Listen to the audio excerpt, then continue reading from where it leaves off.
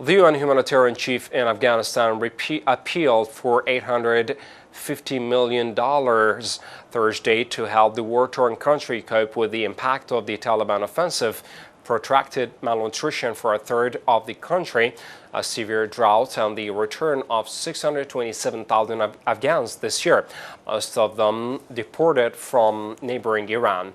Ramiz Alakbarov told reporters at UN headquarters after a virtual briefing from the capital of Kabul that at least 18 million Afghans are in need of assistance, and the UN plan is to provide help for at least 15.7 million of them.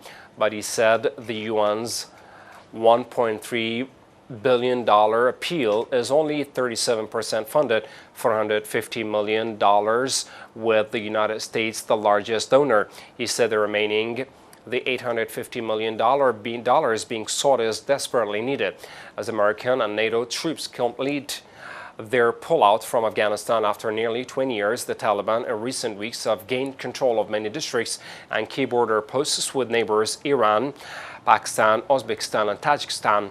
In many instances, Afghan security forces and military have put up little or no resistance after often being left without supplies or reinforcements.